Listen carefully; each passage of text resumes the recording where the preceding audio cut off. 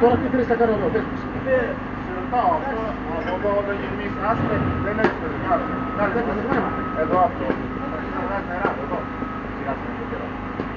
Σε 6 μήνες, σε 5 μήνες. Θα βάλει νερό μέσα στις πλάκες εδώ. Αυτό, θα βάλει νερό από εδώ μέσα στις πλάκες. Θα γυρίσει τις πλάκες νερό. Όχι τρύπα, εδώ. Νερό, δεν κοχώρησε το λίγο. Να βάλω πολύ στρώσει να σβήσει. Είναι σπιρτό. Είναι εγώ πλακάζω τι είμαι.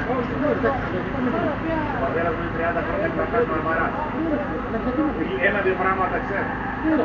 Άξιλε, εγώ δεν είπα κάτι. Αλλά γιατί να πει νερό άμα δεν είναι φυλάσει και θα σπόλω από εδώ. Όλα αυτά όταν κάνω λασπί.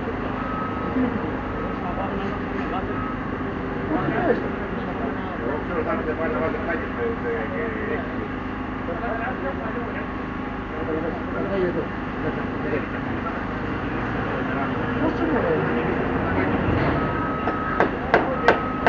κοίτα, άσο θα κάνουμε πράγμα βατσινό, τα ξέρω που να κάτσουμε αλλά δεν πες το βαθμίσαι.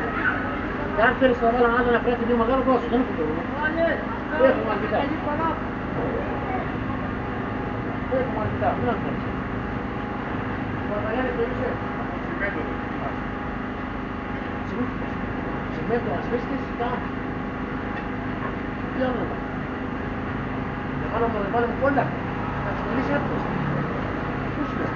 Θα ξεπονήσει εύκολα. Όλα εύκολα σε πέλες.